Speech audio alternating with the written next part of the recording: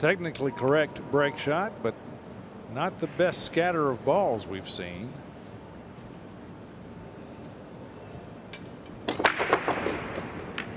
Boy, the 8-ball and the 9 have become very friendly on this table. And there's only one pocket open for the 1-ball.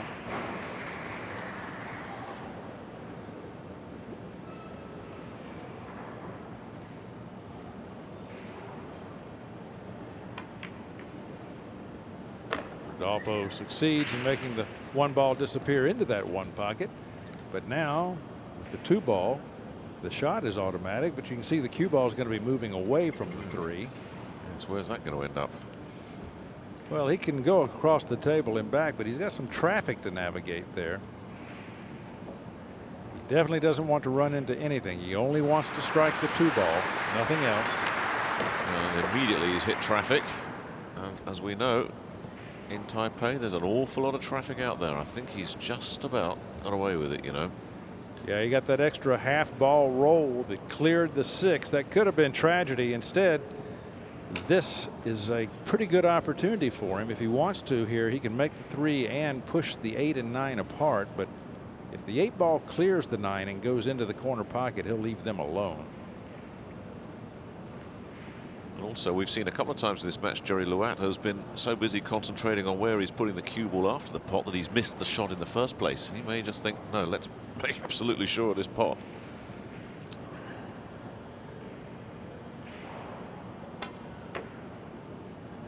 It's unbelievable. Well, once again, the ball is staying up on the top of the table, but he's got no one to blame but himself on that. He just hit it fat. And you could see the disbelief in his eyes when he came up off the table. Like, how can I do this? You know, baseball's the national sport here in Taiwan, and when you score baseball, you score runs, hits, and errors. If we scored 9-ball pool with runs, hits, and errors, or racks and errors, I'm not sure which one would be in the lead at the moment. Rodolfo did have a bit of fortune there in that he left Steve Davis snookered. Now Steve has a kick which for him is not all that difficult. The problem is if he makes the 3, he risks the scratch in the same pocket. If he doesn't scratch, he's still got to get over to the other side of the table for the 4. He's made the 3. Oh, but the 8-ball is going to roll up in the path of the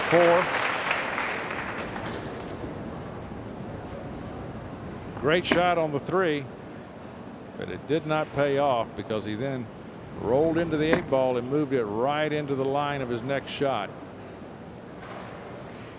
Yeah, that was cruel luck.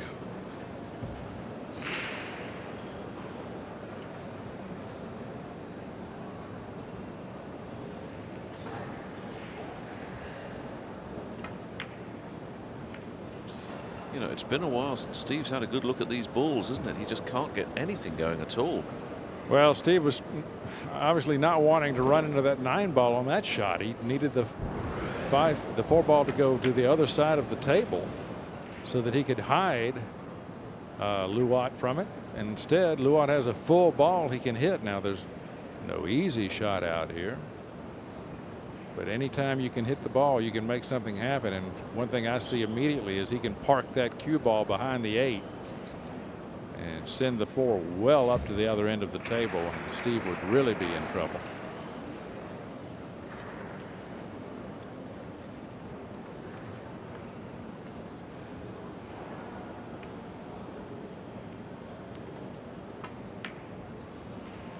That's what he's chosen to do, and he has nailed that 8-ball.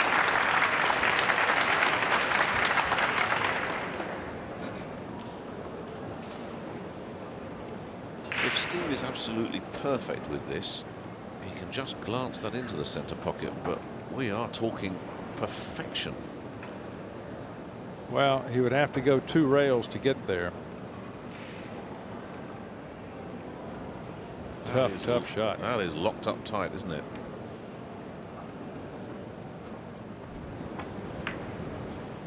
There's another look at the touch of Rodolfo Luat. Boy, he has just married that cue ball to the 8. Well, going this way, there's not as great a chance of making the ball, and there's a greater chance of missing, as we see. And Luat's safety succeeded. Well, we could have a tie match here very, very quickly.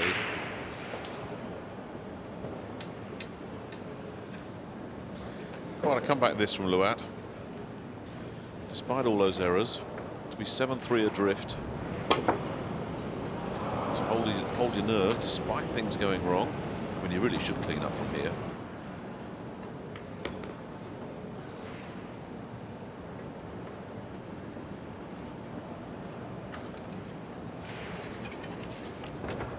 Both these players at this point have to be just mentally exhausted with all the misfortune that's hit them. A match like this takes a lot out of you mentally, doesn't it? As you say, Jerry, it's just been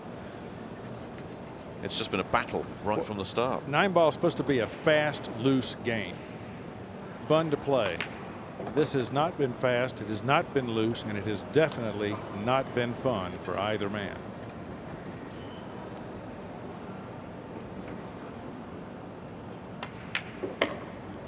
That said, this will bring us down to a race to 2. Yep. And the momentum clearly with Rodolfo Luat.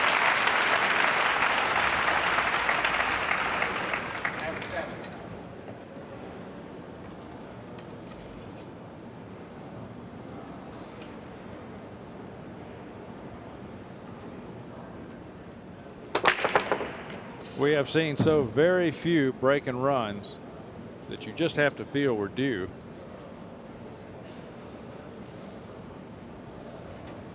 Nice break from Rodolfo Luat. Wing ball goes. He has a shot on the 1.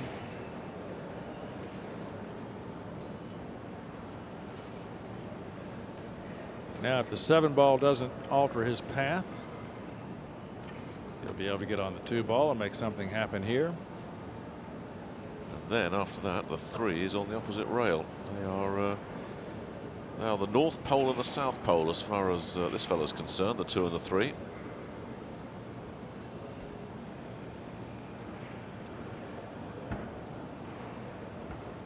Job number 1 is to make that 1-ball disappear. That done.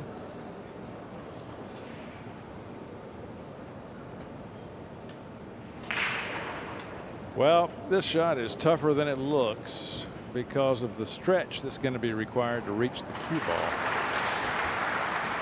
Well, look at all that traffic he's got to get through as well.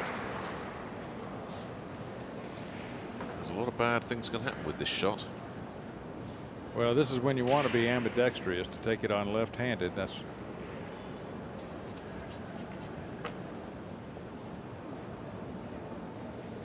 the shot. It's difficult, though. It's a bad position. Got to watch that 7-ball, and it hangs. Well, it's come leaves back the pocket. It's come back a little bit as well, Jerry. Sorry to interrupt you there. That's about the only saving grace. It's not an automatic tap in, but how many has he missed, this fella, today? Neither man ever getting comfortable at the table. Tough shot for Steve to begin a run with, and he catches the knuckle without intention.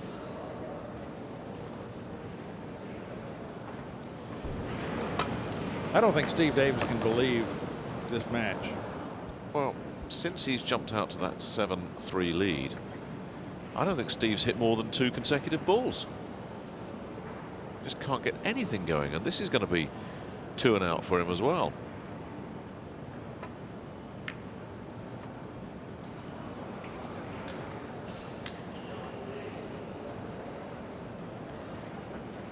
Well, he will not at all be happy with that effort. Luat comes to the table with a fairly elementary shot.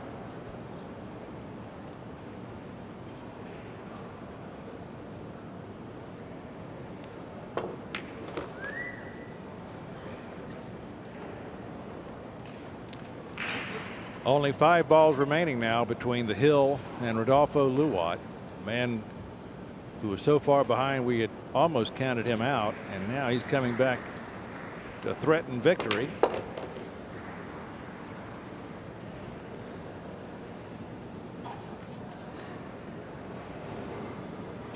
This would be the earliest I can remember Steve Davis being put out of a world championship if Luat is successful. It'll be sweet revenge for him if he is.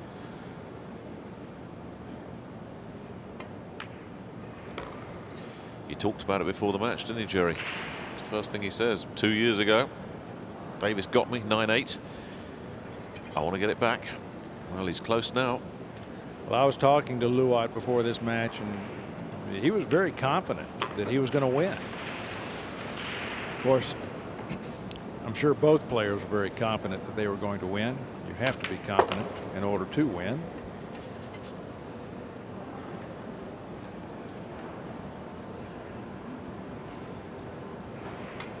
Rodolfo Luat climbs up on top of the hill. And Steve Davis's championship hopes hang by a thread now. If he gets a good break, it's going to be tough to stop him. 2 balls down. He needs to see a shot on the 2 ball, and I'm not sure he's got it. As you can see, the wing ball and the 1 ball have both been deposited, but the 3 ball, if it'll go in the side pocket, it's only by a very, very narrow margin.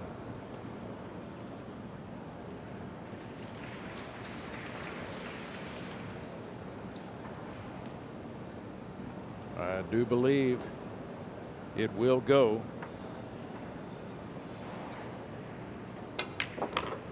Can he clear the traffic to get out for the 3? Yes, indeed. Oh, yeah, he's nailed it.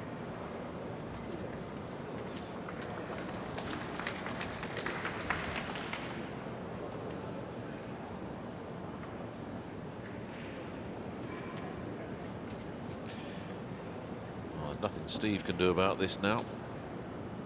All Luat has got to do is avoid the big mistake. And let's face it, in this match, that's been easier said than done. Yes, there has to be a bit of hesitation, a bit of caution in this man's mind. He's seen some fairly elementary shots go the wrong way.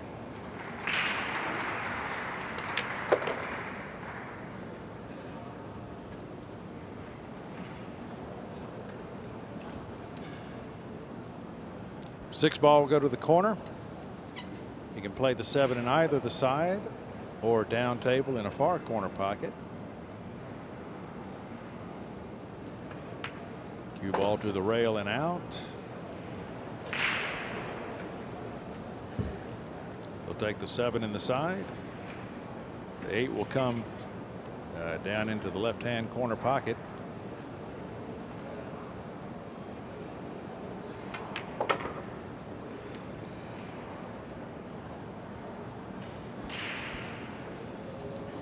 And I think Steve Davis's 2004 campaign is about to come to an end.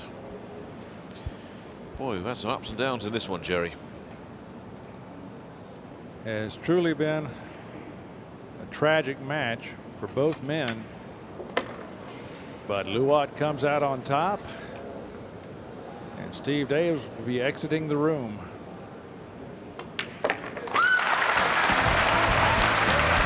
At times it was painful to watch.